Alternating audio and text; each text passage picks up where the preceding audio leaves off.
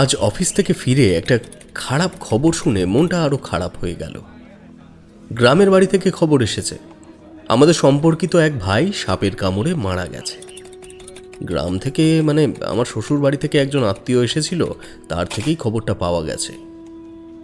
এখন শীতকাল, এখন তো সাপের উপদ্রবটা কম হয়। বর্ষাকালে সাধারণত সাপের উপদ্রবটা বেশি হয় এবং গ্রামের দিকে লোকজনও মারা যায় প্রতি বছর। ঠিক করলাম যে পরের বার গ্রামের বাড়িতে গেলে আমার ওই মৃত ভাইয়ের বাড়ি একবার ঘুরে আসব, তার স্ত্রী ছেলের সাথে দেখা করে আসব। পরের দিন ছিল রবিবার, আমাদের গল্প শোনবার দিন। আগের সপ্তাহে কিশোরী ছিল না, তার দেশের বাড়ি গিয়েছিল, তাই আমারও আর যাওয়া হয়নি মটলেনে ঠাকুর মশাইয়ের বাড়ি।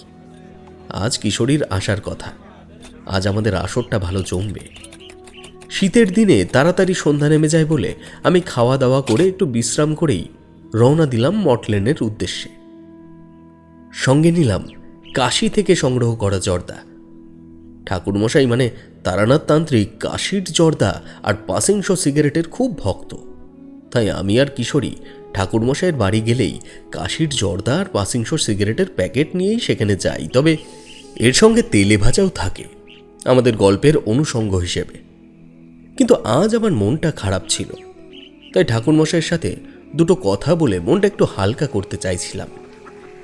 গ্রামের বাড়িতে আমার যে ভাই মারা গেছে, সে আমার নিজের ভাই না হলেও ছোটবেলায় ও আমাদের বাড়িতেই থাকতো। আমরা ছিলাম খেলার সাথী। পরে ও পাশের গ্রামে চলে যায় আর সেখানেই বিয়ে করে সংসার শুরু করে। শুনেছিলাম সেখানে সে নাকি কোনো আড়তদারের চাল ডালের দোকানে কাজ করত। তারানাথের বাড়ি পৌঁছালাম বিকেল 4টের মধ্যেই। দরজা ভেজানোই ছিল, একটু ঠেলা দিতেই খুলে গেল। দেখি ঠাকুরমশাই ছোট তক্তপোষের ওপরে বসে কোনো একজনের জন্ম ছক দেখছেন। আমার দিকে না তাকিয়েই তিনি বললেন, এসো এসো বিভূতি, আজা একটু বসো, আমি হাতের কাজটা সেরে নিই। আমি তক্তপোষের একটা ধারে বসলাম। ঠাকুরমশাইয়ের সামনে কতগুলি পঞ্জিকা ছড়িয়ে ছিটিয়ে রয়েছে, তিনি একটা জন্মছক তৈরি করছেন। জন্মছকের দিকে তাকিয়ে আমার মনে কতগুলি প্রশ্ন জাগলো। ঠিক করলাম ঠাকুরমশাইকে কিছু কথা জিজ্ঞেস করব। 15 মিনিটের মধ্যেই কিশোরী এসে গেল। সে এসেই হইচই শুরু করে দিল। কখন এসছো বিভূতি? আমি একটু আগে আসতাম, কিন্তু গরম গরম তেলে ভাজা হচ্ছে দেখে একটু দাঁড়িয়ে গেলাম। একেবারে হাতে গরম তেলে ভাজা নিয়ে এলাম। আমি কিছু বলবার আগেই ঠাকুরমশাই সামনের জন্মছক আর পঞ্জিকা গুটিয়ে একপাশে রেখে বললেন, কিশোরীর মনে আজ বেশ ফুর্তি দেখছি, কিন্তু বিভূতি তোমার কি হলো? তোমার মুখটা একটু বিষণ্ণ মনে হচ্ছে। তুমি ভিতরে ঢুকতেই কিন্তু আমি খেয়াল করেছি। কিশোরীর শালপাতার চাঙাড়িটা একটা টুলের উপর নামিয়ে রেখে বলল, এটা খুব গরম বুঝলেন, একটু পরে খাওয়া যাবে। ঠাকুরমশাই, এই নিন পাসিংশ সিগারেটের প্যাকেট। কিন্তু বিভূতি, তোমার কি ব্যাপার? মন খারাপ কেন? আসলে আমার সম্পর্কিত এক ভাই মারা গেছে ওই সাপের কামড়ে। গতকাল খবর এসেছে গ্রাম থেকে, কিন্তু ভাবছি এখন তো শীতকাল, এখন সাপের কামড় খেলো কেন? এখন অবশ্য খুব একটা যোগাযোগ ছিল না, ছোটবেলায় ও আমার খুব বন্ধু ছিল। এটা ভেবেই খুব খারাপ লাগছে ঠাকুরমশাই যে ওর সাথে আর কোনোদিনও দেখা হবে না। আচ্ছা ঠাকুরমশাই, আমার না একটা প্রশ্ন, মানে এই যে আপনি জন্মছকটা বানাচ্ছিলেন, অপঘাতে মৃত্যুর কথা কি জন্মছকে দেখে বোঝা যায়?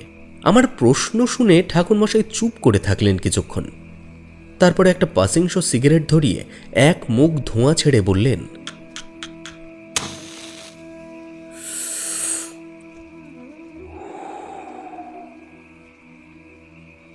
দেখো, জন্ম মৃত্যু বিয়ে 3 বিধাতা নিয়ে, বুঝলে?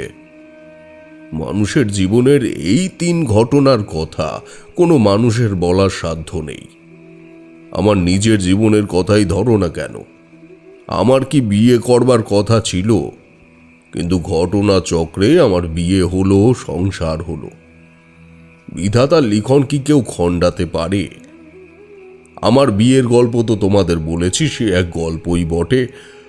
তবে হ্যাঁ, তোমার যেটা প্রশ্ন সে সম্পর্কে একজন জ্যোতিষী হিসেবে বলতে পারি, জন্মছকে গ্রহ নক্ষত্রের সন্নিবেশ দেখে গ্রহের গোচর ফল অনুযায়ী কোনো দুর্ঘটনার আগাম আঁচ পাওয়া যায়, কিন্তু নিয়তির লিখন এড়ানো সম্ভব নয়।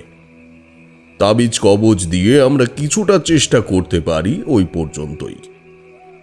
এখন তুমি তোমার ভাইয়ের ব্যাপারটা লোকমুখে শুনেছ, আসল ব্যাপার কি হয়েছিল জানো না। হ্যাঁ, সেটা ঠিকই, তবে শীতকালে সে কি করে সাপের কামড়ে মারা গেল তাই ভাবছি। তাই মনটা একটু খারাপ আসলে, বুঝতেই পারছেন। কারোর মৃত্যু সংবাদ পেলে মনটা খারাপ হওয়া স্বাভাবিক, তবে এক্ষেত্রে আমাদের কিছু করার থাকে না। আচ্ছা ঠাকুরমশাই, আপনি একবার একটা গল্প বলেছিলেন, ওই বাস্তু সাপ মেরে ফেলেছিল বলে জমিদার বাড়িতে একটা অভিশাপ লেগে গিয়েছিল। হ্যাঁ, সে গল্প তো আছেই, তবে সাপের কথা বললে বলে আর একটা গল্প মনে পড়ছে। ঘুরতে ঘুরতে আমি এমন একটা জায়গায় চলে গিয়েছিলাম সেবার, যেখানে সাপকে পুজো করা হয়। সাপকে পুজো? কোথায়? বলুন বলুন ঠাকুরমশাই, সেই গল্পটা বলুন না। আমি তখন তারাপীঠ থেকে ফিরছিলাম। হাঁটতে হাঁটতে চলে গিয়েছিলাম এক আদিবাসী গ্রামের দিকে, কিন্তু প্রথমে কোনো মানুষ দেখতে পাচ্ছিলাম না। এক ধু ধু মাঠের ওপর দিয়ে হাঁটছি তো হাঁটছি, কেউ কোথাও নেই। মাথার ওপর চড়া রোদ, মাথা রীতিমতো ঘুরছে, মনে হচ্ছে কোনো মরুভূমিতে এসে পড়েছি। যদিও পায়ের তলায় বালি ছিল না, ছিল রুক্ষ মাটি, কিন্তু কোনো গাছ নেই। ধুধু প্রান্তরে পথ হারিয়ে ফেলেছি, কোনো দিক না পেয়ে একেবারে সোজাসুজি হেঁটে চলেছিলাম। সঙ্গের ঘটির মধ্যে যে জল ছিল সেটাও শেষ হয়ে গেছে, গলা শুকিয়ে একদম কাঠ। মাথা ঘুরছে, মনে হচ্ছিল আমার শেষ দিন এসে গেল বোধহয়। বাড়ি থেকে কত দূরে এই বিদেশ বিভুঁইয়ে প্রাণটা যাবে। হঠাৎ দেখতে পেলাম একটা জলাশয়। চারিদিকের মাটি ফেটে ফেটে গেলেও মাঝখানে একটু জল রয়েছে। সেই জলের দিকে ছুটে গেলাম। নোংরা ঘোলা জল, মুখে দিতেই গা একদম গুলিয়ে উঠল। চারিদিক অন্ধকার হয়ে এলো। আমি যে ওই জল খেয়ে জ্ঞান হারিয়ে ফেলবো তা কিন্তু ভাবতেই পারিনি। এই পর্যন্ত বলে তারানাথ চুপ করলেন।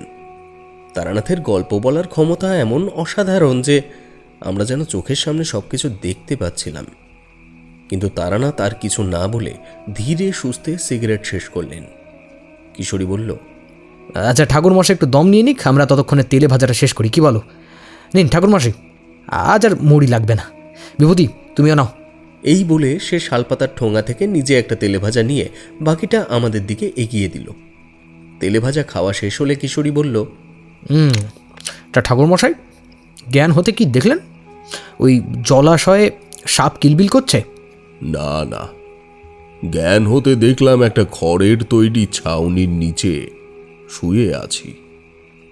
আমার পাশে একজন লোক দাঁড়িয়ে আমার দিকে তাকিয়ে আছে। আমি তার দিকে তাকাতে সে আমাকে বললে, ঠাকুরমশাই, আমাকে চিনতে পারছেন? আমি বিশু। সেই কামাখ্যায় গিয়ে আপনার সাথে দেখা হয়েছিল, তারপরে আপনি আপনার পথে চলে গেলেন আর আমি আমার পথে। আমি ঘুরতে ঘুরতে এই দিকে এসে পড়লাম। তারাপীঠ শ্মশানে কিছুদিন সাধনার চেষ্টা করেছিলাম, কিন্তু তেমন গুরু পেলাম না। এরপর এদিকে এসে একটা মন্দিরে সেবায়তের কাজ দিলাম, কিছু শিষ্য জুটল। এরপর এরা এই গ্রামে মন্দির প্রতিষ্ঠার জন্য আমাকে নিয়ে এলো। ভালোই হয়েছে, এখানে আপনার সঙ্গে আবার দেখা হয়ে গেল। হ্যাঁ তা ভালোই হলো, কিন্তু কিসের মন্দির প্রতিষ্ঠা করবে এরা? এখানে চারিদিক তো দেখছি অনাবৃষ্টি, শুকনো মাটি। শুকনো মাটিতে জল না পড়লে কি পুজো পাঠ করা যায়? সেই জন্যই তো পুজো করতে চাইছে, বৃষ্টি আনার জন্য। আগে বৃষ্টি আনার জন্য পুজো করবে, তারপর মন্দির প্রতিষ্ঠা হবে। এরই মধ্যে একজন এসে আমার পায়ে লুটিয়ে পড়ল। বিশু তাকে তুলে ধরে কী সব বলল। লোকটা স্থানীয় ভাষায় কথা বলছিল, তাই কিছু বুঝলাম না। যাই হোক, তারপরে একটু জল টল খেয়ে সুস্থ হয়ে আমি চলে যেতে চাইলুম, কিন্তু আমাকে বিশু আটকে দিল। সে বললে, এসেই যখন পড়েছেন ঠাকুরমশাই, দিন কয়েক থাকুন না। এদের মোড়লের ঘরে আমি একটা সাপের মূর্তি দেখেছি, যার 3টে মাথা, অষ্টধাতুর তৈরি মূর্তি। অনেক দাম হবে।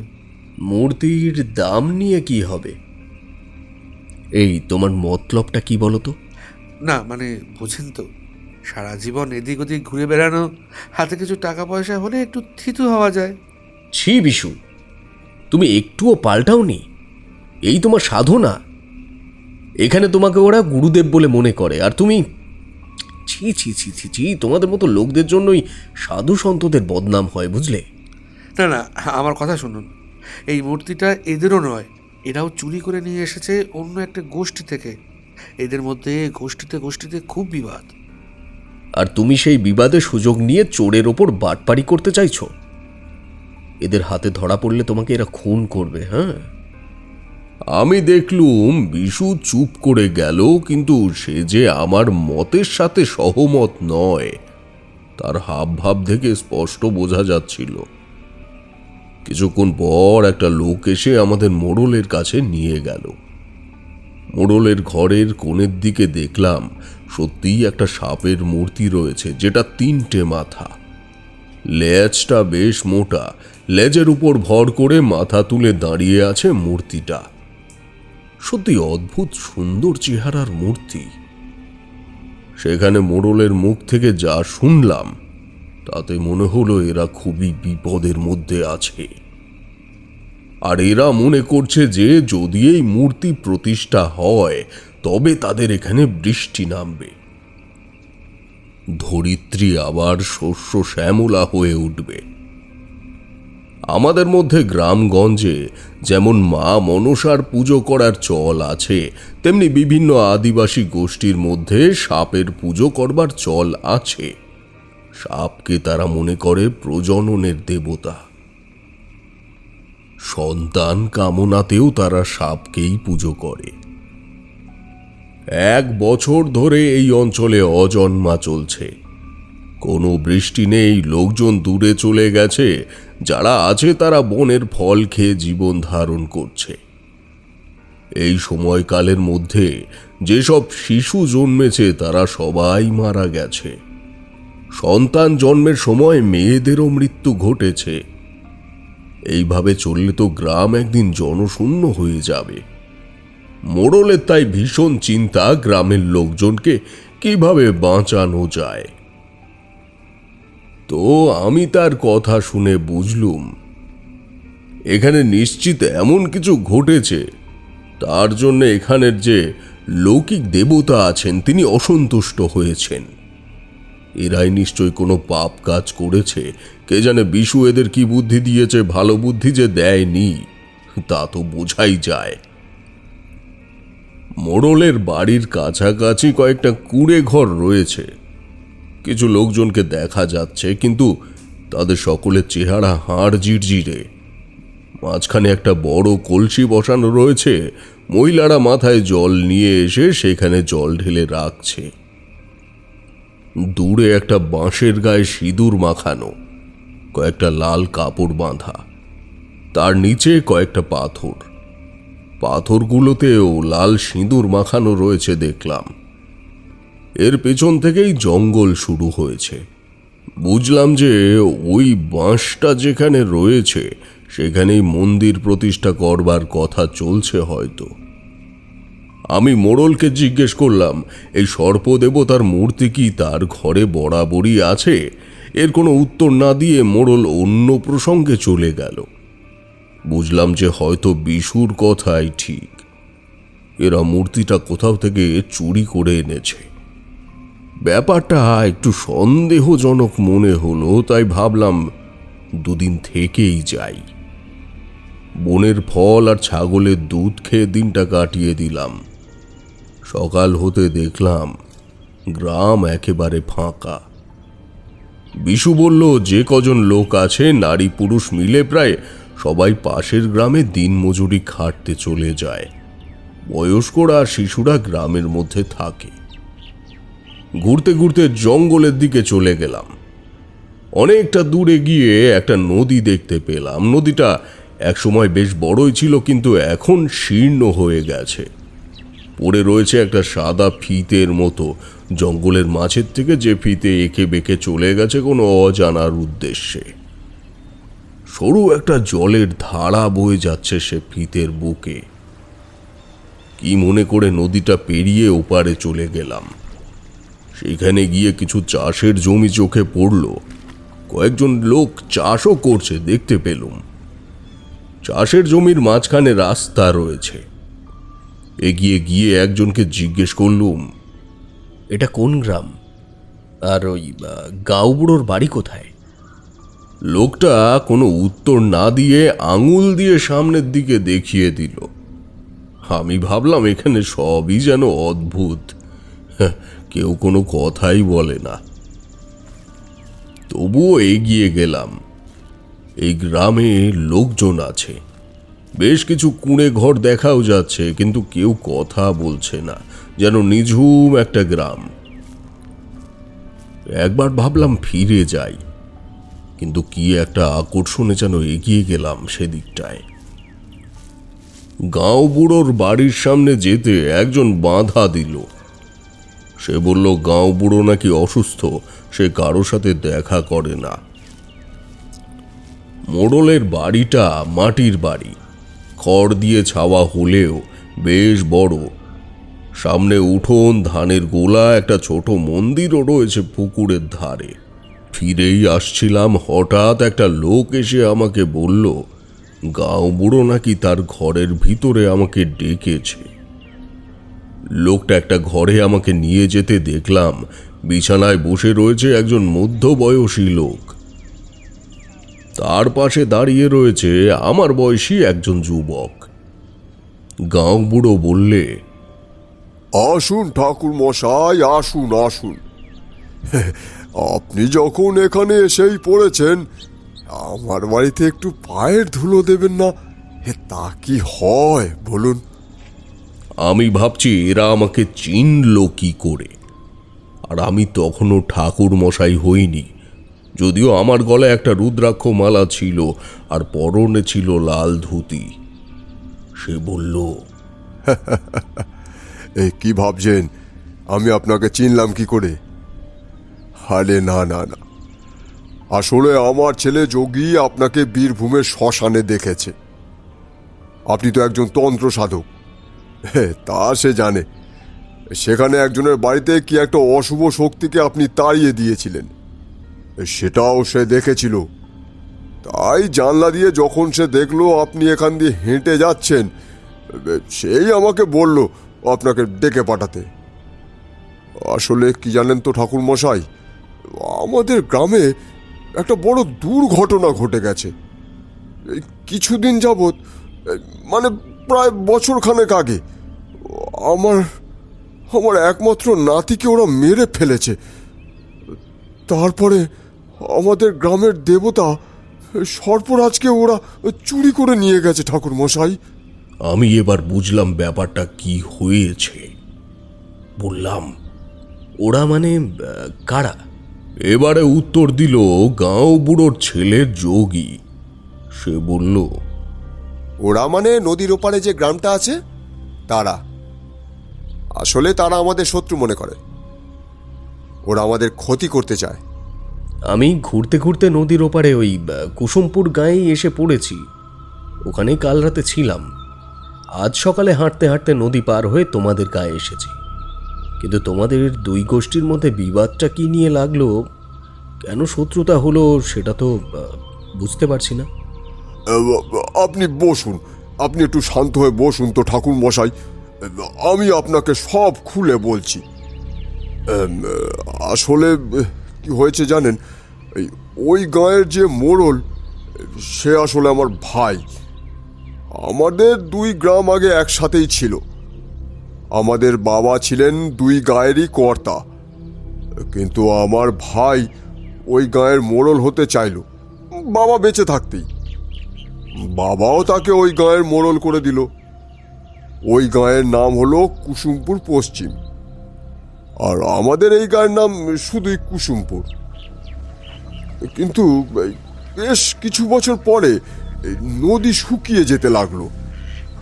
আমরা যথারীতি এই খাল কেটে নদীর জল এদিকে নিয়ে এসে চাষাবাদ করতে লাগলাম, কিন্তু ওরা সেটা করতে পারলো না। তার উপরে আমার ভাইয়ের ঘরে 3 মেয়ে 2 ছেলে, কিন্তু তার ঘরে কোনো নাতি নাতনি হয়নি। তাই তার ভাবনা বোধহয় আমার নাতি ভবিষ্যতে এই 2 গোষ্ঠীর প্রধান হয়ে যাবে আর তার বংশ যথারীতি লোপ পাবে। তাই সে আমার সাথে শত্রুতা শুরু করলো। আমার নাতিকে চুরি করে নিয়ে গিয়ে জঙ্গলের মধ্যে ছেড়ে দিয়েছিল, নাকি নিজেরাই খুন করেছিল জানি না ঠাকুর মশাই। আর আমরা যখন নাতিকে না পেয়ে জঙ্গলের মধ্যে খোঁজাখুঁজিতে ব্যস্ত, তখন সে চুপিসারে এসে আমাদের সর্পরাজ্যের মূর্তিটা চুরি করে নিয়ে গেল। তারপরে তো আমাদের গোষ্ঠীর লোকেরা গিয়ে ওদের আক্রমণ করে, কিন্তু ওই সর্পরাজ্যের মূর্তিটা ওরা ফেরত দেয়নি ঠাকুর মশাই। কিন্তু ওরাও কি ভালো আছে? ভালো নেই ঠাকুর মশাই, ভালো নেই। অনাবৃষ্টি আর অনাহারে ওরা মরছে, আরো মরবে, ওরা আরো মরবে। আমি মোড়লের ছেলের চোখের দিকে তাকালাম। ঘরের মধ্যে অন্ধকারে তার চোখ জ্বলছে, কঠিন পাথরের মতো মুখ। আমি বুঝলাম প্রতিশোধের আগুনে তার ভেতরটা জ্বলে পুড়ে যাচ্ছে। সন্তানহারা পিতার এই মনোভাব স্বাভাবিক, কিন্তু এই শত্রুতার আগুনে যে এরা সবাই জ্বলে পুড়ে শেষ হয়ে যাবে। তাই আমি বললুম, ওরা যদি তোমার নাতিকে মেরে থাকে তাহলে অত্যন্ত অন্যায় কাজ করেছে, তবে এর শাস্তি ওরা পাচ্ছে। কিন্তু সর্পরাজকে ওরা চুরি করে নিয়ে গেল কেন, সেটা বুঝতে পারছি না। বুঝতে পারছেন না ঠাকুর মশাই? সর্পরাজ হলো আমাদের সমাজে সন্তান আর ধনসম্পদের প্রতীক। সন্তান কামনায় মেয়েরা সর্পরাজের পুজো করে। ওরা ভেবেছে সর্পরাজকে নিয়ে গিয়ে পূজা করলে ওদের বাড়ির বংশধর আসবে। আমি কি বলবো বুঝতে পারলাম না। আস্তে আস্তে ওখান থেকে উঠে পড়লাম। আমাকে উঠতে দেখে গাঁওবুড়ো বলল, এই ঠাকুর মশাই, আমার একটা প্রার্থনা আছে আপনার কাছে। আমাদের এই গায়ের পক্ষ থেকেই বলতে পারেন। ঠাকুর মশাই, আপনি যখন ওই গ্রামে আছেন, তো আমাদের দেবতাকে উদ্ধার করে দিন ঠাকুর মশাই। আপনার তো অনেক ক্ষমতা আছে, আমরা জানি। আমার ছেলেও শ্মশানে সাধনা করেছে, কিন্তু আপনার মতো নয়। আপনি একটু উদ্ধার করে দিন আমাদের সর্পরাজকে। আমার সম্বন্ধে ওনার ছেলে কি বলেছে জানি না, কিন্তু 2 গোষ্ঠীর মধ্যে বিবাদ কি করে মেটাবো সেটা নিয়ে চিন্তায় পড়ে গেলাম। অথচ বেশি দিন আমি এখানে থাকতে পারবো না। দেখা যাক কি করা যায়। বাইরে বেরিয়ে দেখলাম যোগী দাঁড়িয়ে আছে। আমাকে দেখে এগিয়ে এসে আমার পা ছুলো, বলল, প্রণাম নেবেন ঠাকুর মশাই, আমার কথার অপরাধ নেবেন না। কিন্তু ঠাকুর মশাই, আমি আমার ছেলের মৃত্যুর প্রতিশোধ নেবই। ওদের আমি শেষ করে দেব। আপনি শুধু সর্পরাজকে উদ্ধার করতে আমাদের সাহায্য করুন, বাকিটা আমি দেখে নেব। ছাড়বো না ওদের আমি। ওরা আমার সন্তানকে মেরেছে, ছাড়বো না ওকে আমি। আমি তার কথার উত্তর দিলাম না। পুত্রহারা পিতার অন্তরের আগুন নেভানোর ক্ষমতা কি আমার আছে? আমি এগিয়ে যেতে চাইলে সে আমার পা চেপে ধরল। আমি আপনাকে চিনি ঠাকুর মশাই, আপনাকে বীরভূমের শ্মশানে দেখেছি। আমিও এক গুরুর সঙ্গে সেখানে ছিলাম। আপনি শ্মশানে রাত কাটিয়েছেন, সাধনা করেছেন, কিন্তু আমি বেশি কিছু করতে পারিনি। আমার গুরু আমাকে ফেলে চলে গেলেন। কিন্তু যেটুকু শিখেছি তাতেই আমি ওদের শিক্ষা দিতে পারি।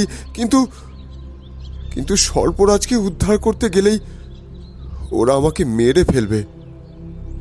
সে চেষ্টা ওরা আগেও করেছে, কিন্তু যাই হোক, আপনি আমাকে সাহায্য করবেন তো ঠাকুরমশাই? বলুন বলুন ঠাকুরমশাই, আপনি সাহায্য করবেন। আপনি একটিবার বলুন ঠাকুরমশাই, আপনি আমাদের সাহায্য না করলে আমরা সর্পরাজকে উদ্ধার করতে পারবো না ঠাকুরমশাই। আমি তাকে কিছু বললাম না, কিন্তু সে আমার পা ছাড়ে না।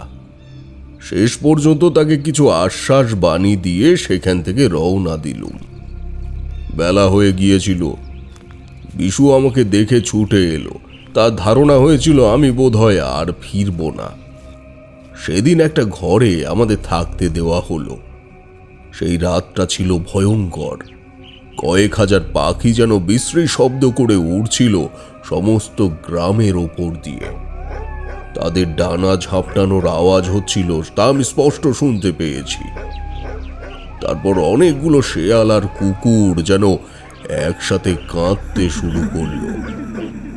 এতেও শেষ নয়, কে যেন হা হা করে হাসতে লাগলো। সমস্ত গ্রামে সেই হাসির শব্দ ছড়িয়ে পড়ল, একদম মৃত্যু তরঙ্গের মতো। আমি বুঝতে পারছিলাম এদের গ্রামের ওপরে যেন অভিশাপ নেমে এসেছে। মোড়লের ছেলে কিছু অশুভ শক্তিকে আয়ত্তে আনার ক্ষমতা লাভ করেছিল। সে এক পিশাচকে এই গ্রামের চারপাশে নামিয়েছিল। সেই পিশাচ গ্রামের মধ্যে ঘুরে ঘুরে লোকেদের ক্ষতি করে। মেয়েদের পেটে সন্তান মরে যায়, অনাবৃষ্টিতে ফসল হয় না। গ্রামের মধ্যে সত্যি দুর্দিন নেমে এসেছিল। পিশাচ তাড়াবার মন্ত্র আমি জানি, কিন্তু আমি ভাবলাম এই দুই গোষ্ঠীর মধ্যে শত্রুতাটা বন্ধ না হলে দুটো গোষ্ঠীর লোকেদের জীবনই শেষ হয়ে যাবে। কিভাবে এই শত্রুতা বন্ধ করা যাবে অনেক ভেবে একটা মতলব বার করলাম। বিশু এই গ্রাম থেকে একটু দূরে একটা কালী মন্দিরের নিত্য পুজো করত। সেখান থেকে কিছু খাবার জোগাড় করে আনতো, না হলে এই হতদরিদ্র গ্রামে খাবার জোগাড় করা খুবই শক্ত। বিশু কেবলমাত্র ওই সর্পরাজের মূর্তিটা চুরি করার মতলবেই এখানে আছে, তা আমি বুঝতে পেরেছিলাম স্পষ্ট। রাত্রে বিশু আর আমি একটা কুঁড়ে ঘরে থাকতাম। বিশুর কানে কানে আমার মতলবটা বললাম। সব শুনে বিশু তো খুব উৎসাহিত হয়ে উঠল। পরের দিন আমি মোড়লকে গিয়ে বললুম, শুনুন মোড়ল মশাই, আপনাদের গ্রামের ওপর করাল পিশাচের ছায়া পড়েছে, আর সর্পরাজও কুপিত হয়েছেন। তাই একটা পুজো করা প্রয়োজন। পিশাচ তাড়ানোর যজ্ঞ করতে হবে, তারপরে সর্পরাজকে প্রতিষ্ঠা করতে হবে। জোগাড় সব আমি করে নেব, শুধু জঙ্গলের শুকনো কাঠ কিছু প্রয়োজন। সেটা আপনারা না হয় জোগাড় করে রাখুন। আর একটা বন মোড়ক বলি দিয়ে বন দেবতাকে উৎসর্গ করতে হবে। গ্রামের লোকজন সব উৎসাহিত হয়ে পুজোর জোগাড়ে লেগে গেল। জঙ্গলের পাশেই গ্রাম, কাঠের অভাব ছিল না। যদি বেলকাঠ না পাওয়া যায় তো যে কোনো কাঠ দিয়ে যজ্ঞ করব ঠিক করেছিলাম। পিশাচ তাড়ানোর যজ্ঞতে কিছু বিশেষ জিনিস লাগে, সেগুলো কিছু আমার কাছে ছিল, আর ঘি, আতপ চাল এসব জোগাড় করেছিল বিশু। রাতে যজ্ঞ হবে। অনেক দিন পর গ্রামে যেন একটা উৎসবের হাওয়া লেগেছে। নারী পুরুষ মিলে কেউ নদীর জল আনছে, কেউ কাঠ কাটছে, মেয়েরা ফুল তুলছে, ফলের জোগাড় করছে, আলপনা দিচ্ছে মাটিতে। দুজন লোক একটা মোড়লের ঘর থেকে বর্ষা আর তীর ধনুক বার করে আনলো। এগুলো তাদের প্রাচীন অস্ত্র। এসব নিয়েই তারা জঙ্গলের মধ্যে বন মোড়ক শিকার করতে চলে গেল। দিনের বেলা তারা ফলমূল খেয়ে কাটালো। রাতের বেলা পুজো হবে ওই সিঁদুর লাগানো বাঁশটার সামনে। তাদের যত অস্ত্র আছে তারা সেগুলো সেখানে এনে রাখলো আর সিঁদুরের ছাপ দিল। আর রাখলো কিছু মহুয়া ফল। মহুয়া ফলের মিষ্টি সুগন্ধ চারিদিকে ছড়িয়ে গেল। বেশ রাত হলে চারিদিকে মশাল জ্বালিয়ে যজ্ঞ শুরু করলাম। পিশাচ তাড়ানোর মন্ত্র বলে আমি পিশাচ আর অপদেবতাদের তাড়ানোর চেষ্টা করলুম। গ্রামের সবাই হাত জোর করে বসেছিল আমার পেছনে। যজ্ঞের কাঠের আগুনে একটা আলো আঁধারি সৃষ্টি করেছে। আমি জোরে জোরে মন্ত্র পড়তে পড়তে বিভিন্ন জিনিস যজ্ঞের আগুনে আহুতি দিলাম। যজ্ঞের আগুন থেকে যে ধোঁয়া উঠছিল তার সঙ্গে মশালের ধোঁয়া মিলে মিশে কুণ্ডলীর আকার ধারণ করে উপরে উঠছিল। কেউ না বুঝতে পারলেও আমি বুঝতে পারছিলাম করাল পিশাচের ছায়া ওই যজ্ঞের ধোঁয়ায় আটকে পড়েছে। সে ছটপট করছে মুক্তি পাবার জন্য। আমি সর্ষে আর লঙ্কা যজ্ঞের আগুনে ছুঁড়ে দিলাম। আরো কালো ধোঁয়া কুণ্ডলী পাকিয়ে উঠে আস্তে আস্তে জমাট বেঁধে জঙ্গলের দিকে চলে গেল। ধীরে ধীরে রাত নেমে এলো আকাশে। অষ্টমীর বাঁকা চাঁদ দেখা যেতেই বন মোরগটা বলি দিতে আমি উদ্যোগী হলাম। গ্রামের দুজন শক্তপোক্ত লোককে ডেকে বললাম, তোমরা দুজন এই গ্রামের লোক, তোমরাই গ্রামের মঙ্গল কামনায় বলি দেবে, আর বলি দেবার পর কিছুটা রক্ত আর মাংস বন দেবতার উদ্দেশ্যে জঙ্গলে রেখে আসবে। নাও, প্রস্তুত হও, আমি মন্ত্রপাঠ করছি। এই প্রাণী হত্যা বা বলিতে কিন্তু আমি কোনোদিনই বিশ্বাসী নই। তবে কেন এটা করতে বাধ্য হয়েছিলাম সেটা পরে বলছি। আমি বলির মন্ত্র পড়তে লাগলাম। তারপর ওরা বলি সম্পন্ন করে জঙ্গলে রক্ত আর মাংস রেখে এলো। তারপর পুজো শেষ হতে ওরা সবাই একজোট হয়ে বসে মাংস ঝলসে খেলো। ওরা ওদের যে কোনো উৎসবে হাঁড়িয়া খায়, সেটাও খেতে শুরু করলো, তবে আমার সামনে নয়, আড়ালে গিয়ে। আস্তে আস্তে সবাই ঘুমের কোলে ঢলে পড়ল। মধ্যরাত হলে আমি আর বিশু একটা খড়ের ছাউনির নিচে বসেছিলাম। সব দিক শান্ত। নিস্তব্ধ হয়ে যেতে আমি বিশুকে ইশারা করলাম। বিশু ধীরে ধীরে উঠে মোড়লের ঘরের দিকে চলে গেল। দূর থেকে ভেসে আসছিল কোনো এক পদাবলী কীর্তনের গান, আর তার সঙ্গে ট্রেন ছুটে চলার শব্দ। পরের দিন ওরা অনেকেই বেলা অবধি ঘুমোলো। আমরাও বেলা করে উঠে একটু হাঁক ডাক করে বললাম, ওঠো সবাই, কালকে যেখানে পুজো হয়েছে সর্পরাজের মূর্তি সেখানেই প্রতিষ্ঠা করব আজকে। ওঠো ওঠো ওঠো, বলির জায়গাটা পরিষ্কার করে নদীতে স্নান সেরে শুদ্ধ হয়ে এসো। একটা বাটিতে একটু দুধ আর কলা নিয়ে এসে রাখো, বাকি জোগাড় আমি করছি। সর্পরাজকে প্রতিষ্ঠা করতে গেলে সব কিছু সুষ্ঠুভাবে হওয়া চাই। কোনো কিছুতে ত্রুটি ঘটলে কিন্তু তিনি আসবেন না। তোমাদের আরও অমঙ্গল ঘটবে তাহলে। তারা সবাই উঠে কাজে লেগে পড়ল। আমি আর বিশুও নদীতে স্নান করে এলাম। সব জোগাড় হয়ে গেল। পুজোতে বসলাম। মা মনসা আর নাগ দেবতার উদ্দেশ্যে পুজো নিবেদন করে বললাম, যদি সর্পরাজের ইচ্ছে হয় তোমাদের এখানে থাকার, তাহলে নাগ দেবতার উদ্দেশ্যে নিবেদন করা এই দুধ আর কলা খেয়ে যাবে কোনো সাপ। কিন্তু যদি তার নিজের ইচ্ছে না হয় তোমাদের এখানে আসবার, তাহলে বুঝতে হবে সর্পরাজ তোমাদের এখানে আসতে চান না। 3 বার ডাকার পরও তিনি যদি না আসেন, তাহলে বুঝতে হবে তিনি কোনো কারণে কুপিত আছেন। আমি পুজো শুরু করলাম। নাগ দেবতার মন্ত্র উচ্চারণ করে তাকে আহ্বান করলাম, কিন্তু অনেকক্ষণ কেটে গেল, কোনো সাপ দুধ কলা খেতে এলো না। সময় চলে যাচ্ছে। দুপুর পেরিয়ে বিকেল হতে এলো। সবাই চঞ্চল হয়ে উঠল। তখন আমি বলে উঠলাম, নিশ্চয়ই নাগ দেবতা কুপিত হয়েছেন কোনো কারণে। আচ্ছা, তোমাদের সর্পরাজের মূর্তিটা নিয়ে এসো। সেই মূর্তি এখানে প্রতিষ্ঠা করে দেখি তার ডাকে কোনো মা মনসার বাহন আসে কিনা এখানে। মোড়ল বুড়োর ঘরে সর্পরাজের মূর্তি ছিল, কাজেই সে গেল মূর্তি আনতে। কিন্তু হঠাৎ একটা চিৎকার শুনে সবাই ছুটে গেল সেই দিকে। তবে আমি আর বিশু গেলুম না। আমরা জানি সেখানে কি ঘটেছে। চিৎকার, চেঁচামেচি, কান্নাকাটির আওয়াজ আসছিল সেই পুজোর স্থান থেকে। আমি আর বিশু পরস্পরের মুখের দিকে তাকালাম, তারপর এগিয়ে গেলাম সেদিকে। এই পর্যন্ত বলে তারানাথ চুপ করলেন। আমি আর কিশোরী এতক্ষণ ধরে মন্ত্রমুগ্ধ হয়ে শুনছিলাম। মনে হচ্ছিল যেন আমরা সেই আদিবাসী গ্রামেই পৌঁছে গেছি।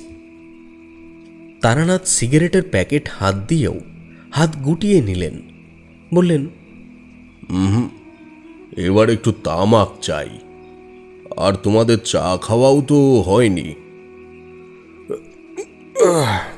তোমরা একটু বসো, আমি চা আর তামাক একেবারে নিয়ে আসি। এই বলে তারানাথ ভিতরে চলে গেলেন। আমি আর কিশোরী বাইরে বারান্দায় গিয়ে কাঁচি সিগারেট ধরালাম। কিশোরী বলল, ঠাকুরমশাই বিশুর সাথে কি মতলব করেছিলেন বলো তো বিভূতি? আর ওরা মোড়লের ঘরে গিয়ে কি দেখে চেঁচামেচি শুরু করলো সেটাও বুঝতে পারছি না। আমি কি করে জানবো বলো? তবে ঠাকুরমশাইয়ের এই গল্পটা অন্য সব গল্প থেকে অনেকটাই অন্যরকম, কি বলো? ঠাকুরমশাই যে তার যুবক বয়সে কত জায়গায় ঘুরেছেন তাই ভাবছি। সেটা তো আমি ভাবি মাঝে মাঝে। তবে এইরকম সাপের গল্প বা সর্পরাজের গল্প আমি আগে কখনো শুনেছি বলে তো মনে হয় না। এতটা গল্প কি ঠাকুরমশাই বানিয়ে বলছেন? উনি এমনভাবেই বলেন, সবই সত্যি মনে হয়। আরে তুমি তো বলো যে ঠাকুরমশাই নাকি বানিয়ে বানিয়ে গল্প বলেন। যাকে চলো বাকিটা শোনা যাক। ঠাকুরমশাই কি এই 2 গ্রামের মধ্যে বিপদ মেটাতে পারলেন? আমরা ঘরে ঢুকে বসতেই তারানাথ একটা থালায় 3 কাপ চা নিয়ে ঢুকলেন, তার বাঁ হাতে হুঁকো। তিনি বললেন, এই নাও হয়ে, একটু গলা ভিজিয়ে নাও। সেই কখন তেলে ভাজা খেয়েছো, সেসব হজম হয়ে গেছে। আমিও একটু তামাক সেবন করি। চা শেষ হলে আমরা আবার গল্প শুরু করতে বললাম, কিন্তু ঠাকুরমশাই গুড়ুক গুড়ুক করে হুঁকো টানছিলেন, কোনো উত্তর দিলেন না। কিশোরী আর চুপ করে থাকতে পারল না, বলেই ফেলল, তারপর ঠাকুরমশাই মোড়লের ঘরে গিয়ে আপনারা কি দেখলেন? সেটাই তো, কি দেখলাম? আসলে কিছুই দেখলাম না। তারানাথ চুপ করল। কিশোরী বলল, আহা, ঠিক করে বলুন না ঠাকুরমশাই, হেয়ালি করবেন না। হেয়ালি করব কেন? সত্যিই তো কিছু দেখলাম না। আসলে মোড়লের ঘরে যেখানে সর্পরাজের মূর্তি ছিল সেটা সেখানে নেই। সবাই কান্নাকাটি করছে দেখে আমি বললাম, তোমরা কান্নাকাটি করছো কেন? আমি তো আগেই বলেছিলাম যদি সর্পরাজ কোনো কারণে কুপিত হয়ে থাকেন তাহলে তিনি এখানে থাকবেন না। আমি নাগ দেবতাকে আহ্বান করেছি, তিনিও আসেননি। সর্পরাজ মোড়ল মশায়ের ঘরে ছিলেন, তিনিও এখন নেই। তাহলে তোমরা নিশ্চয়ই এমন কোনো পাপ করেছো যার ফলে তোমাদের গ্রামে দুর্দিন নেমে এসেছে।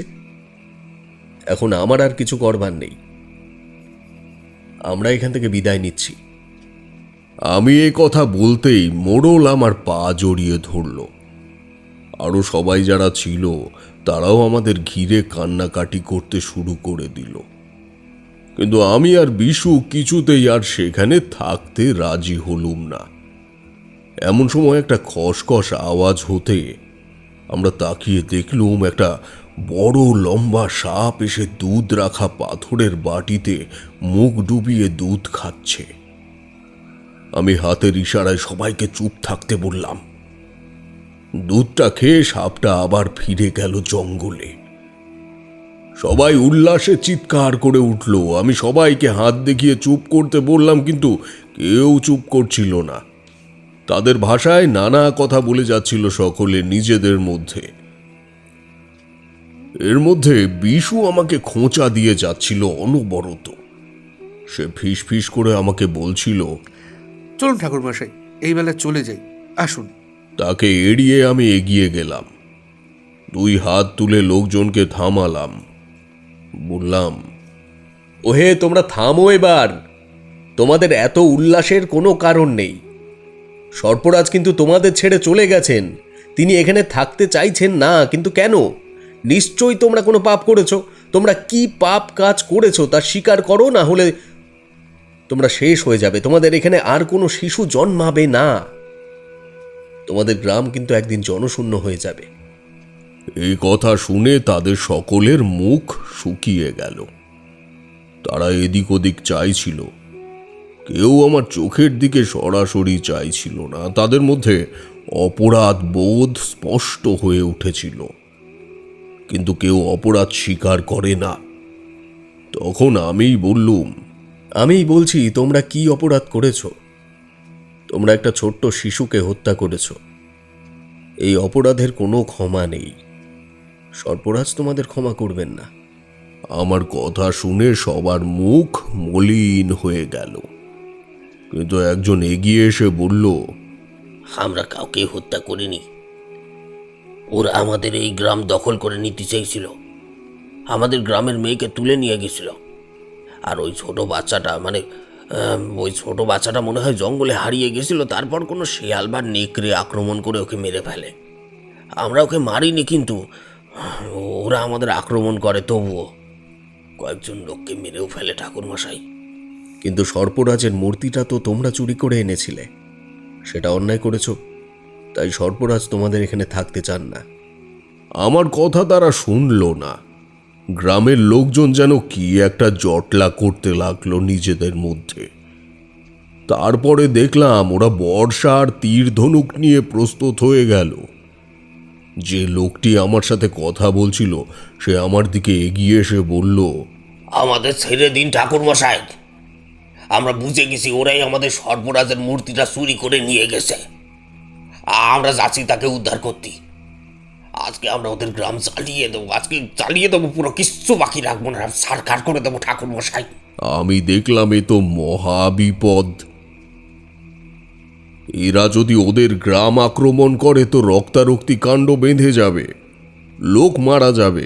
তাই ওদের থামিয়ে বললাম, দাঁড়াও দাঁড়াও, তোমরা যে ওদের গ্রামে আক্রমণ করতে চললে, যদি দেখো যে ওদের গ্রামে সর্পরাজের মূর্তিটা নেই, তাহলে শুধু শুধু কিছু লোক মরবে। তার থেকে তোমাদের মধ্যে দুজন লোক আমার সাথে চলো, আমরা গিয়ে দেখি ওদের গ্রামে সর্পরাজের মূর্তিটা আদৌ আছে কি না। আমার কথাটা মোড়লের মনে ধরল। গ্রামের কম বয়সী যারা তীর ধনুক নিয়ে প্রস্তুত হয়েছিল তাদের বোঝাতে বেশ বেগ পেতে হলো। আমি আবার বললাম, শোনো, তোমরা ওদের সাথে যুদ্ধে পারবে না। তোমরা দুর্বল। শুধু শুধু কিছু লোক মারা যাবে, আর সর্পরাজের মূর্তি ওরাও লুকিয়ে রাখতে পারবে না। চলো আগে দেখি গিয়ে। শেষমেশ ওরা রাজি হলো আমার কথায়। আমরা তখনই রওনা দিলাম। মাঠ পেরিয়ে নদী পেরিয়ে ওই গ্রামে গিয়ে মোড়লের বাড়ির সামনে গিয়ে আমরা দাঁড়ালাম। ওদের গ্রামের লোকজনও আমাদের দেখে আমাদের পিছু পিছু এলো। তারাও বুঝতে পারছিল কিছু একটা হয়েছে। গাঁও বুড়ো আমাদের দেখে বেরিয়ে এলো ঘরের থেকে। আমি বললুম, সর্পরাজের মূর্তিটা কি তোমার ঘরে আছে? আমরা একবার দেখব। মূর্তি কি করে আমার ঘরে থাকবে? সেটা তো ওরাই চুরি করেছে। ওরা আবার কোন সাহসে এখানে এসেছে? ঠাকুর মশাই, আমাদের গায়ের লোক যদি ওদের ধরতে পারে মেরে ফেলবে। কিন্তু আপনি সঙ্গে আছেন, তাই ওরা এখনো চুপ করে আছে। ওদের চলে যেতে বলুন। আমি একটু দেখব তোমার ঘরে গিয়ে। ওটা ওখানে নেই আমি জানতাম, তবুও গিয়ে একটু খোঁজাখুঁজির ভান করলাম। তারপর বাইরে এসে ওদের বললাম, সর্পরাজ তোমাদের দুই গ্রামের লোকজনের প্রতি রুষ্ট হয়েছেন, তাই তিনি কোথাও চলে গেছেন। তাকে ফিরিয়ে আনতে গেলে তোমাদের একজোট হয়ে তাকে আহ্বান করতে হবে। কি করে কি করতে হবে তা ঠিক করতে ওই নদীর ধারে যে ফাঁকা জায়গা আছে সেখানে কাল সকালে সভা বসবে। দুই গ্রামের লোকজন সেখানে উপস্থিত থেকো। আমরা ফিরে এলাম। গ্রামে পা রাখতেই সবাই আমাদের দিকে ছুটে এলো। আমি বললাম, ওখানেও সর্পরাজের মূর্তিটা নেই, আমরা দেখে এসেছি। সর্পরাজ তোমাদের ত্যাগ করে চলে গেছেন। তোমাদের দুই গাঁয়ের লোক অন্যায় কাজ করেছ। পাপ কাজ করলে সর্পরাজ তাদের অভিশাপ দেন। তোমাদের দুই গ্রাম জনশূন্য হয়ে যাবে। কোনো শিশু আর জন্ম নেবে না। এখানে শেয়াল কুকুরের আড্ডা হয়ে যাবে এক সময়। এটা আমরা হতে দেব না। আপনি কোনো একটা উপায় বার করুন। আমার যা সাধ্য তা করেছি। তোমাদের গ্রামে করাল পিশাচের ছায়া পড়েছিল, তাকে আমি তাড়িয়ে দিয়েছি, কিন্তু তোমরা নিজেরা ঠিক না হলে সর্পরাজ আর কোনোদিন এখানে ফিরবেন না। আমি আর এখানে থাকতে পারবো না। আজ রাতটা কাটিয়ে আমি ফিরে যাব। মোড়ল আমার সাথে সাথে এলো। সে আমাকে অনেক বোঝাবার চেষ্টা করলো আমি যাতে আরো কয়েকটা দিন থেকে যাই, কিন্তু আমি কিছুতেই তার সাথে আর কথা বলতে রাজি হলাম না। বিশু ঘরের মধ্যে আগেই ঢুকে গিয়েছিল। মোড়ল ফিরে গেলে সে আমাকে বলল, ব্যাটারা মরুক, আমাদের কি, চলুন আমরা কাল ভোরেই বেরিয়ে পড়ি। বিশুর কথা শুনে আমার বিরক্ত লাগছিল। আমি তার কথার কোনো উত্তর দিলাম না। বিশু বক বক করেই চলল। আমি আমার ঝোলাটাকে বুকের কাছে ধরে ঘুমের ভান করে পড়ে থাকলাম। ভোরের দিকে কখন ঘুমিয়ে পড়েছিলাম জানি না, দেখলাম একটা অদ্ভুত জায়গায় দাঁড়িয়ে আছি আমি। কি সুন্দর সেই জায়গা, একটা মহাসাগর আমার সামনে। দূরের থেকে একটা নৌকা ভেসে ভেসে আসছে।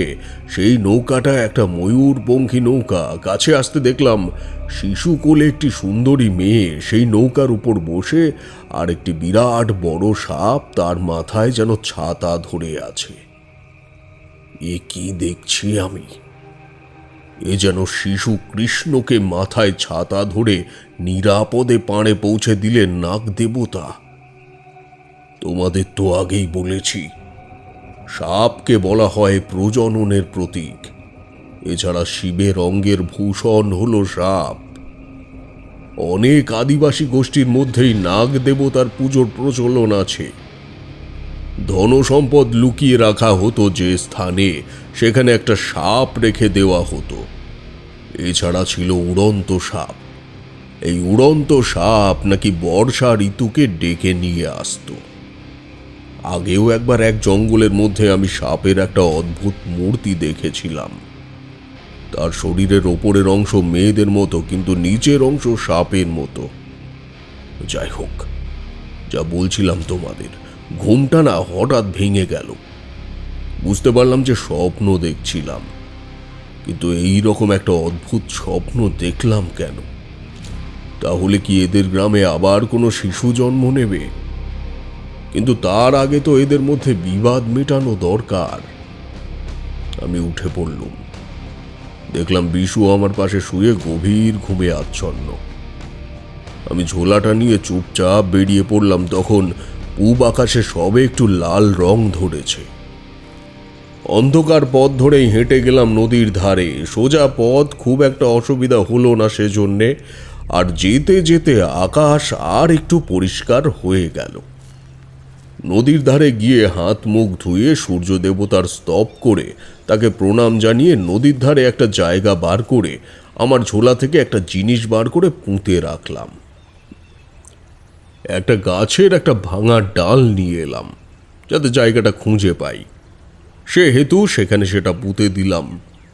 তারপরে নদীর ধারে কিছুক্ষণ বসে থেকে গায়ে ফেরার পথ ধরলুম। গায়ে ফিরে দেখি লোকজন এদিক ওদিক বসে আছে, তাদের মধ্যে বিশু আমাকে দেখে ছুটে এলো, কিন্তু আমি কোনো কথা না বলে কুঁড়ে ঘরে ঢুকে গেলাম। প্রায় ঘন্টা দুয়েক ঘরের মধ্যেই থাকলুম। আমাকে দেখে সবাই ছুটে এলো। সবার উদ্দেশ্যে আমি বললুম, কাল রাতে আমি একটা অদ্ভুত স্বপ্ন দেখেছি। নাগদেবতা মনে হয় তোমাদের আর একটা সুযোগ দিতে চান। তাই আমি চলে যাবার আগে নদীর ধারে গিয়ে একটা পুজো করতে চাই। সেই পুজোতে যদি নাগদেবতা সন্তুষ্ট হন, তাহলে তিনি নিজেই দেখা দেবেন, আর তোমরাও তোমাদের সর্পরাজকে ফিরে পাবে। মোড়ল এসে আমার পায়ের কাছে হাত জোর করে বসল। বলল, ঠাকুরমশাই, আমরা আপনার কাছে হাত জোর করছি, আমাদের এই বিপদের মধ্যে চলে যাবেন না। আমরা শেষ হয়ে যাব তাহলে। আমি আপনাকে কথা দিচ্ছি, আমরা যদি কোনো অপরাধ করে থাকি তাহলে সেই অপরাধ আমরা স্বীকার করে নেব। চলুন চলুন, আমরা সবাই যাব নদীর ধারে। আমরা সবাই চললুম নদীর ধারে। বিশুও আমাদের সাথে যাচ্ছিল। সে আমাকে জিজ্ঞেস করলো, ঠাকুরমশাই, আপনার মতলবটা কি বলুন তো? আমি তো কিছুই বুঝতে পারছি না। তুমি শুধু আমাকে অনুসরণ করে চলো, তোমাকে কিছু বুঝতে হবে না। তবে আমার কাজ হয়ে গেলে আমি এখান থেকে চলে যাব। তুমিও আর এই গাঁয়ে থাকবে না, অন্য কোথাও গিয়ে সৎভাবে জীবনযাপনের চেষ্টা করবে। আমরা সকলে সেই নদীর ধারে গিয়ে উপস্থিত হলাম।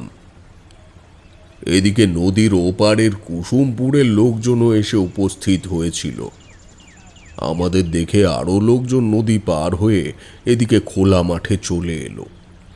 লোকজন সব নিজেদের মধ্যে জটলা করছিল। আমি একটা জায়গা বেছে নিয়ে পুজো শুরু করলাম। নাগ দেবতাকে আহ্বান করার বিশেষ কিছু ক্রিয়াবিধি আছে। প্রয়োজন হয় ফণী মনসা গাছের ডাল। সেই ডাল মাটিতে পুঁতে দিয়ে তাতে সিঁদুরের ফোঁটা দিয়ে কাঁচা দুধ নিবেদন করতে হয়। গ্রামের লোকেদের বললাম তারা যেন এক মনে নাগ দেবতাকে আহ্বান করে। তারা সুর করে কি যেন একটা গান গাইতে শুরু করলো। হঠাৎ ঈশান কোণ থেকে মেঘের গর্জন শোনা গেল। সবাই চমকে উঠল। আকাশের দিকে তাকিয়ে দেখি ঈশান কোণে কালো মেঘ। আস্তে আস্তে সমস্ত আকাশে মেঘ ছড়িয়ে পড়ল। বহুদিন পর বৃষ্টি নামছে। লোকজন উল্লাসে চিৎকার করে উঠল। তারপরেই আমার নজর পড়ল নদীর ধারে একটা নির্দিষ্ট জায়গায় একটা সাপ ফনা তুলে এদিকে চেয়ে আছে। আমি হাত তুলে সবাইকে চুপ করতে বললাম আর নিজে মাথা নিচু করে সর্পদেবতাকে প্রণাম জানালাম। আমার দেখা দেখি অন্য সকলেও হাত জোড় করে বসে থাকলো। মোড়ল আমার পাশে ছিল। আমি নিচু গলায় তাকে বললাম, মনে মনে বলো, হে সর্পদেবতা, যদি কোনো পাপ করে থাকি আমাদের ক্ষমা করে দেবেন। এই সর্পদেবতা, আমরা যদি কোনো পাপ করে থাকি আমাদের ক্ষমা করে দেবেন। মোড়ল এই কথা বলার সাথে সাথে আরও সবাই এই কথা বলে উঠল। সাপটা আস্তে আস্তে ফনা নামিয়ে সরসর করে চলে গেল নদীর দিকে। ওরা সবাই আমার দিকে তাকিয়েছিল। এবার তাদের কি করণীয় সেটা বুঝতে পারছিল না। আমি দুই গ্রামের মোড়লের উদ্দেশ্যে বললুম, নাগ দেবতা এখানে এসেছিলেন তোমাদের উদ্দেশ্যে কোনো বার্তা দেবার জন্য। হয়তো সর্পরাজ তোমাদের কাছে ফিরে আসতে চান, কিন্তু কুসুমপুর পূব আর পশ্চিম কোনো দিকেই তিনি যেতে চান না। তাই তিনি এই নদীর ধারে দেখা দিয়েছেন। নাগ দেবতা যেখানে দেখা দিয়েছেন সেই জায়গাটা একটু খুঁড়ে আমরা একটা চিহ্ন করে দিয়ে রাখি, তাহলে সেখানেই একটা মন্দির স্থাপন করা যাবে। তোমরা দুই গ্রামের লোক মিলে মিশে সেই মন্দির গড়ে তুলবে আর দেখাশোনাও করবে দুই গ্রামের লোকই। দুই গ্রামের লোক মিলেমিশে থাকলে আর বিবাহ সম্পর্ক স্থাপন করলে দুই গ্রামেই নতুন শিশু জন্ম নেবে আর ধরিত্রী শস্য শ্যামলা হয়ে উঠবে। এখন চলো, যে স্থানে নাগ দেবতা এসেছিলেন সেই জায়গাটা একটু খুঁড়ে নিয়ে একটা মনসা গাছের ডাল পুঁতে দেওয়া যাক। আমার কথা শুনে দুই গায়ের মোড়ল এগিয়ে এলো। আমি তাদের সাথে গিয়ে ওই জায়গাটা হাত দিয়ে খুঁড়তে শুরু করলাম। একটা লোক চলে গেল দূরের জঙ্গল থেকে মনসা গাছের ডাল আনতে। ওপরের বালি সরিয়ে একটু খুঁড়তেই ভিতরে একটা চকচকে কি দেখা গেল। সবাই ঝুঁকে পড়ল সেই দিকে। আমিও একটু তাড়াতাড়ি খুঁড়তে লাগলাম। আমার সাথে হাত লাগালো কয়েকজন। আস্তে আস্তে সেখানে দেখা গেল অষ্টধাতুর তৈরি সর্পরাজের সেই মূর্তিটা। সবাই হই হই করে উঠল। এখানে সর্পরাজের মূর্তিটা থাকবে সেটা কারো ধারণাতেই আসেনি। সর্পরাজের মূর্তিটা তুলে নিয়ে আমি বললুম, সর্পরাজ নিজেই এখানে ফিরে এসেছেন, তার মানে তিনি এখানেই থাকতে চান। এখানেই সর্পরাজের মূর্তি স্থাপন করা হবে, এখানেই মন্দির হবে। তোমরা সবাই রাজি আছো তো? তবে যতদিন না মন্দির গড়ে ওঠে ততদিন পুরনো কুসুমপুরেই তার মূর্তি থাকবে। আগামী বছর নাগ পঞ্চমীর দিনে সেই নতুন মন্দিরে সর্পরাজকে প্রতিষ্ঠা করা হবে, কেমন? এতে তোমাদের দুই গোষ্ঠীর মঙ্গল হবে। এই সময় কুসুমপুরের গাঁও বুড়োর ছেলে যোগী এগিয়ে এসে চিৎকার করে বলল, আমি এই প্রস্তাবে রাজি নই। ওরা আমার ছেলেকে হত্যা করেছে, তার শাস্তি ওদের পেতেই হবে। শোনো যোগী, তোমার মনের ব্যথা আমি বুঝি, কিন্তু ওরা আমার কাছে স্বীকার করেছে ওরা তোমার ছেলেকে মারেনি। সম্ভবত ছেলেটি জঙ্গলে হারিয়ে গিয়েছিল, তারপরে সে কোনো বন্য জন্তুর হাতে মারা গেছে। এটা খুবই দুঃখের, কিন্তু মনে রেখো, তুমি ওদের বিরুদ্ধে প্রতিশোধ নেবার জন্য করাল পিশাচকে ওদের গ্রামে নামিয়ে দিয়েছিলে। করাল পিশাচ কিন্তু তাদের গ্রামে কম ক্ষতি করেনি। শিশুরা মায়ের পেটে মারা পড়েছে, চাষের জমি শুকিয়ে গেছে, ওদের গ্রাম প্রায় ধ্বংসের মুখে দাঁড়িয়েছে। তোমাদের মধ্যে যদি এই রেষারেষি বন্ধ না হয়, তাহলে তোমাদের দুটো গ্রামই শেষ হয়ে যাবে। তোমাদের গ্রামের কুলদেবতা রুষ্ট হয়েছিলেন, কিন্তু উনি আবার তোমাদের কাছে ফিরে এসেছেন। তোমরা যদি একজোট হয়ে ওনার মন্দির প্রতিষ্ঠা না করো, তাহলে তোমাদের উভয় গ্রামেই কোনো শিশু জন্মাবে না। তোমরা ধীরে ধীরে শেষ হয়ে যাবে। কুসুমপুরের আর কোনো অস্তিত্ব থাকবে না। কিন্তু কিন্তু আমি ওদের ক্ষমা করতে পারবো না, ঠাকুরমশাই, পারবো না। যদি তাই হয় আমি তাহলে এখানে থাকবোই না, আমি চলে যাচ্ছি। তুমি যদি করাল পিশাচ বা আর কোনো হাকিনিকে নামাবার চেষ্টা করো, তাহলে তোমারই প্রাণ সংশয় হবে। কারণ পিশাচকে আমি তাড়িয়েছি। আবার তাকে আনার চেষ্টা করা হলে সে তার প্রতিশোধ নেবেই। হাতের কাছে কাউকে না পেলে যে তাকে নামাচ্ছে তাকেই সে আক্রমণ করবে। শুধু তাই নয়, তুমি যদি তোমার বৃদ্ধ পিতাকে ফেলে চলে যাও, তাহলে তার কি অবস্থা হবে ভেবে দেখেছো? এবার আর সে কোনো কথা বলল না, মুখ নিচু করে দাঁড়িয়ে থাকলো। তবে দুই গ্রামের লোকই খুব আনন্দিত সর্পরাজকে ফিরে পাওয়া গেছে দেখে। কুসুমপুরের গাঁও বুড়ো মাথায় করে নিয়ে সর্পরাজের মূর্তিটা তাদের গ্রামে নিয়ে গেল। গ্রামে গিয়ে সর্পরাজের একটা পুরনো মন্দির ছিল, সেখানে রাখলো। তার সঙ্গে গেল তার ভাই কুসুমপুর পশ্চিমের মোড়ল। সেই রাত্রে ওই গ্রামে একটা ভোজের আয়োজন করা হলো। দুই গ্রামের লোক একসাথে খাওয়া দাওয়া সারলো। সে কি উৎসবের মহল! শেষ রাতে তারা সবাই হাঁড়িয়া খেয়ে ঘুমে আচ্ছন্ন। তখন আমি আর বিশু সেখান থেকে রওনা দিলাম। বিশু তখনও গজগজ করছিল। এরা কি এই মূর্তির মর্ম বোঝে? আপনি শুধুই মূর্তিটা ওদের ফেরত দিলেন।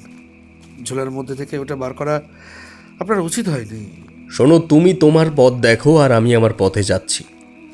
ওটা আমার ঝোলার মধ্যে রেখে দেবো বলে তো আর নিয়ে যাইনি।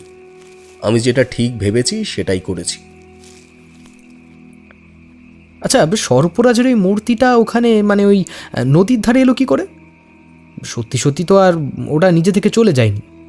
এটা কিন্তু আমার ঠিক বিশ্বাস হলো না। হ্যাঁ, বিশ্বাস না হওয়ারই কথা, কারণ ওটা আমিই ওখানে পুঁতে রেখেছিলাম। মানে আপনি কখন পুঁতে রাখলেন ওটা? তোমরা গল্প শোনো, কিন্তু ভালো করে মন দিয়ে শোনো না। আমি ঝোলাটা বুকের মধ্যে ধরে নদীর ধারে গেলাম, এটা বলেছি তো আগেই। তখনই তো ওটা পুঁতে রেখে এসেছিলাম। আসলে আমি ওটা বিশুর কাছের থেকে সরাতে চাইছিলাম, আর গ্রামের লোকেদের এটা বোঝাতে চেয়েছিলাম যে তাদের দেবতা তাদের প্রতি রুষ্ট হয়ে গ্রাম ছেড়ে চলে গেছেন। তারা যদি মিলেমিশে থাকে তবেই তিনি ফিরে আসবেন। আচ্ছা, বুঝলাম। তার মানে আপনি একটা চালাকি করেছিলেন, তাই তো? কোনো অলৌকিক ব্যাপার এখানে ছিল না। না, অলৌকিক ব্যাপার একটা ছিল। ওই নাগ দেবতারূপী সাপ ঠিক ওখানেই কি করে এলো, এটা আমার মন্ত্রের জোর। আসলে সর্পতন্ত্র ক্রিয়ার একটা মাহাত্ম্য আছে, সেটা আমি শিখেছিলাম এক গুরুর থেকে, আর সে আবার অন্য গল্প। আর বিভূতির ভাই সাপের কামড়ে কিভাবে মারা গেল, তাতে বাস্তু সাপের কোনো ভূমিকা আছে কি না সেটা সম্বন্ধে খোঁজ নিতে হবে। বিভূতি তাদের গ্রামে একবার ঘুরে আসুক, তারপরে এই নিয়ে কথা হবে। হ্যাঁ হ্যাঁ ঠাকুরমশাই, মানে আমি এই ব্যাপারে খোঁজ খবর নিয়ে আমি এসে বলবো আপনাকে। মানে এই কিশোরী, চলো হে, আজ অনেক রাত হলো। ঠাকুরমশাই, উঠি তাহলে। রাজপ্রতাপের ঠেকে আপনারা শুনছিলেন দেবযানী চ্যাটার্জির কলমে একটি তারানাথ তান্ত্রিক ফ্যান ফিকশন গল্প, কালাপানির আশ্চর্য নাগমূর্তি। গল্পটির বিভিন্ন চরিত্রে রয়েছি আমি, রাজপ্রতাপ বসু, সন্তু, নিরুপম এবং সৌরভ ধোনি। গল্পের শব্দ সংযোজন এবং আবহে টিম রাজপ্রতাপের ঠেক। প্রচ্ছদ অঙ্কনে দাস স্টুডিও। গল্পটি কেমন লাগলো তা অবশ্যই জানিয়ে যান আপনাদের মূল্যবান কমেন্টের মাধ্যমে। খুব ভালো লেগে থাকলে নিজেদের পরিচিত মহলে গল্পটির লিঙ্ক শেয়ার করে দিতে ভুলবেন না এবং প্রত্যেককে বলবেন সাবস্ক্রাইব বাটনের পাশে যে বেল আইকনটি আছে সেটি যেন প্রেস করে দেয়, যাতে পরবর্তী গল্প আসলে অতি সত্বর তাদের কাছে নোটিফিকেশনটা পৌঁছে যায়। আমরা দ্রুত ফিরবো আবার পরবর্তী গল্প নিয়ে। ততদিন সুস্থ থাকুন, সঙ্গে থাকুন এবং শুনতে থাকুন রাজপ্রতাপের ঠেক। ধন্যবাদ।